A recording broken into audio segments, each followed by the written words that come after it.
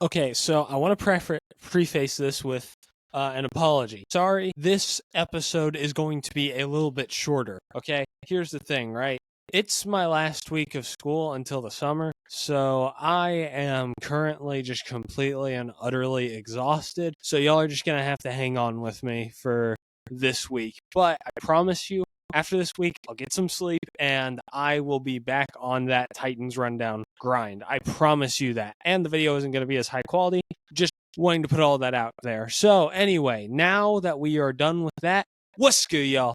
Welcome back to the Titans Rundown. I am your host, Micah McCamey, and whew, man, I'm still riding off of the high of the NFL draft, right? Because it was a good draft. Like our first three picks, especially, were very solid, and even like some of our later picks were pretty good too. So again, I am very, very happy to be a Tennessee Titans fan right now. And y'all obviously see what the main subject of this episode is, just judging by the title. And yes, we will get to that, but I do need to talk about one thing before I talk about that. The Tennessee Titans just officially confirmed by Warren. Obviously at first, it was a rumor that Warren Moon had kind of insinuated that, but now it's official. The Tennessee Titans will be getting new jerseys. When will they be coming out? I'm still not too sure, but if I had to take a guess, they're probably going to come out along with the new stadium whenever that's officially built up. So, yeah, very, very excited to see that. But anywho, there are a few things that I have expectations for. Okay, first off, these things need to be Oilers inspired. If they're not, throw it in the garbage. I don't care. If you are going to get rid of the Houston Oilers jerseys forever, you better have a dang good thing ready. And you better have something that is at least decently similar to those Oilers jerseys. Ironically, they were one of the only things that have kept us relevant over the past couple of years. But I'm just saying, please work with what has worked in the past. Don't go on and be like, oh, yeah, let's change it for the sake of change. No. Make this somewhat based off of something that has worked before. It's kind of like, you'll see these gaming companies that just create new stuff and call it innovation, like EA, when in reality, it's just making the game 10 times worse. And it's still pegged as innovation. Do not do this with the Titans jerseys. Do not act like that, whatever jersey you have is going to be innovative and then just make it 10 times worse than the actual jerseys themselves. Do not do that. Please don't. Okay, so also, they need to have red in them. Here's my thing, okay? I feel like the Titans red is one of the best colors that does not get used. And if it did get used on Titans jerseys, I genuinely believe it would be considered one of the better colors in the NFL. I genuinely believe that. Titans red is so sleek and smooth, and it looks really good with our light blue. We really need red in this jersey. I think it would be... Okay, sorry, had to pause the recording there for a second. Yeah, somebody called me while we were in the middle of recording, so had to give that a second. But anyway, where was I? Oh, yeah, right. Titans red is so sleek and smooth that if it's not in the new Titans jersey, then I'll be upset. It's not like how if they're not Oiler inspired, I won't care for them. It's not like to that extreme, but I will definitely feel iffy opinions about it if there isn't at least a red variance. It doesn't even have to be every single jersey has red, but if a decent amount of them do, that's a huge win for me. Okay? And my final thing is that no navy blue, okay? I know that they are kind of eliminating that now, but I just want to reiterate, okay? Don't think that, we can fix it. No, you can't. Just keep it dead. There's no reason to bring that back. I'm sorry. I'll be honest, I don't hate them as much as a lot of other people do, but still, I don't like them. Just make those better, please, for goodness sakes. Okay. Anywho, moving on now, we talk about Cam Ward's expectations in year one, okay? Again, this is the last subject of the episode. Yeah, I know, short episode, right? But, yeah, Cam Ward really I'm not expecting much. Like, there are a lot of people that are just like, offensive rookie of the year, next Jaden Daniels, next CJ Stroud, all of this just random wild stuff about him. We do not need to go in with those expectations because we will be disappointed if we go in with those expectations. And even if he does end up meeting those expectations, he'll only meet them. It's not like he's going to end up being the greatest rookie quarterback of all time. I will pinpoint that right now, okay? So, here's the thing. First off, he needs to get better as the year goes on. I don't need to see him be stagnant throughout the entire year where, like, weeks 1 through 9, he looks the same. Weeks 9 through 17, he looks the same, right? I need the player to look different as time goes on. That's my first thing, okay? And here's the thing, right? If he looks like elite from the start and he continues to be elite and is stagnant that way, then I'm okay with it. But if he starts out bad and ends off bad, then I will have some concerns. Have him grow as the year goes on.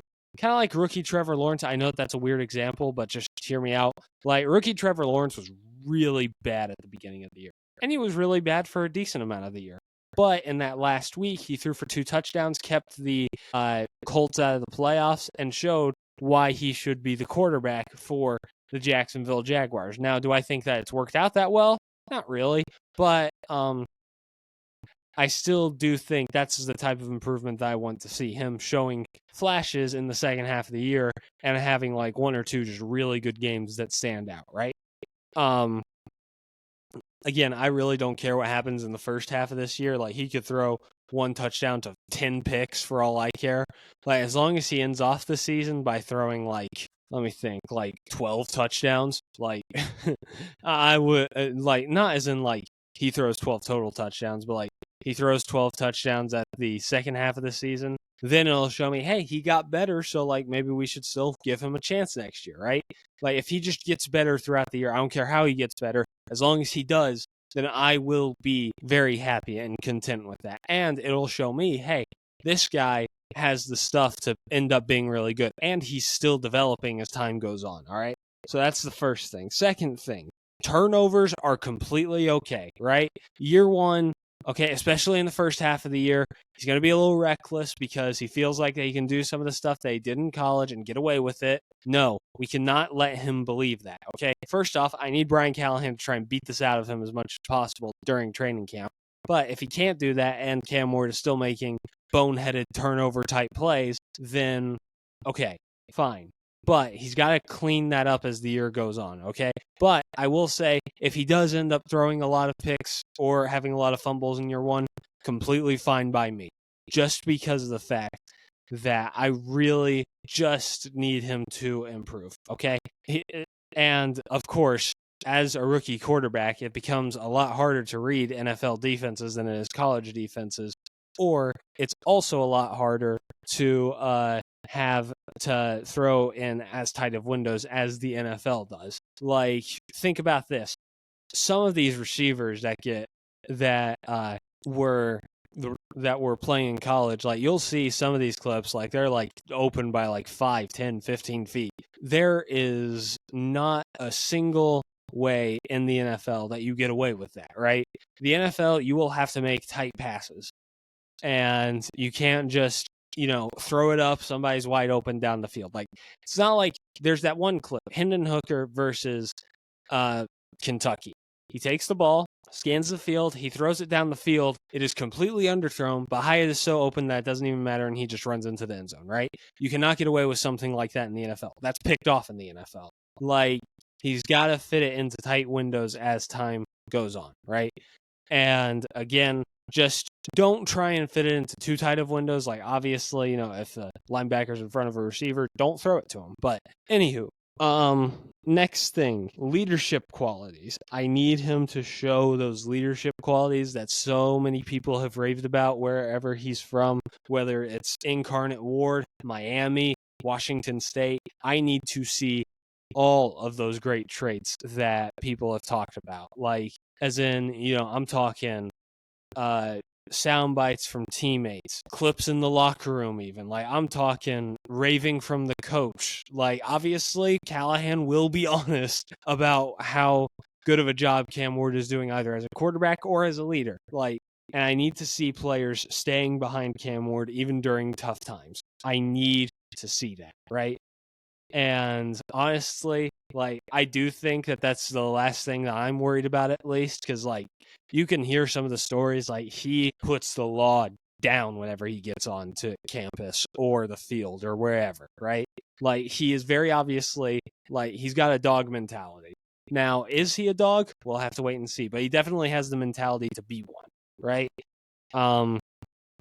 Again, this one isn't really as long, just good leadership qualities, hoping for his teammates to rave, his coaches to rave, and for media people to rave, right? Like, as long as those things are happening, then, like, that's fine by me. Okay. The last thing that I want is comebacks, but not specifically comebacks, but just grit, right? I want to see one of those games where he, like, throws 2 interceptions early. You know, it looks like that our backs are against the wall, that we're just going to have this terrible game and whatnot. And then he just comes out with a fire and leads a comeback into a big win, right? Or just, you know, something along those lines. Like, something that I can get behind. Like, I know that this is a bad example from a bad player, bad example because he's a bad player, but Will Levis, like, do you think that people would have actually bought into his hype if he hadn't had led that comeback against the Dolphins on Monday Night Football? Like, genuinely, do you really think that he would have actually gotten a second year if he didn't lead that comeback? I honestly don't know the answer to that question. Like, you know, everybody talks about that 4-touchdown game, but then after that, there's a chance that, you know, people like Rand Carthon or Vrabel are just like, you know, oh, he may have just been a one-game wonder without that Miami game. But because he had that Miami game, he got another year, right? So I need to see stuff like that out of Cam Ward, just big comebacks. And, you know, something like he did at Cal, right? Whenever he threw 2 interceptions early on, it looked like it was going to be a complete blowout. But then Cam Ward just stomps right back and plays the half of his life in the second half and leads Miami to a win. That is the type of stuff that I want to see. And I want to see his grit shine by the fact that he's very obviously not flustered by as big of a situation. I need him to be the Iceman, right? Speaking of which, I didn't put this one on here, but I also want him to show that calmness, that collectiveness against other NFL teams, right? He showed a lot of that in college to the point where it honestly became kind of a meme with how much he just did not care, or at least looked like he didn't care, where he would just literally stand still in the pocket. Like, and I mean literally stand still, like 2 feet up, right? Like the type of standing that you do whenever you are, I don't know, waiting to dance on the dance floor. I'm not too sure. But like, just, you know, I need to see that calmness, that coolness, the collectiveness, right? I need to see that part of him. Anyway, what I want from his stats, I want 3,800 yards, 22 touchdowns, 10 picks. Okay. Now, obviously, this isn't a Madden challenge, right? This isn't where I can say, oh, if he throws for 4,600, 40 and 6, then I'll be upset, right? Like, I'm not going to be upset about that, obviously, because it would have surpassed my goals. It may have not been my exact goals, but it would have definitely passed them, right? But as long as he puts up a stat line like similar to this, then I will be completely okay with that, right? Even if he passes for like a little less touchdowns, a little more picks, a little less yards, like, or a little more yards, a little more touchdowns, a little less picks, like, you know, I don't really care. Just as long as it's somewhere in that ballpark, then I will be completely okay. And it will all depend on how he does it. If he does this stuff like it's just like cheap 1-yard dump offs for touchdowns, then maybe not. But if it's like long balls, deep, accurate passes, at least some of them, just good overall passes, then like, yeah, I will be completely fine with that. So, yeah, that's it for today's episode. Again, like I said, a little bit more of a short one because all I'm talking about is specifically these man, why can't I think of this? Specifically, like, you know, what I'm expecting from Cam Ward in year 1. Not too sure what I'm going to talk about next week, but I will see y'all then because I'll see y'all then. I have Instagram, Twitter, and TikTok all under the Titans Rundown if y'all want to go check those out. But anyway, that's going to do it all for me. This has been a rundown of your Tennessee Titans. I love y'all, and tighten up.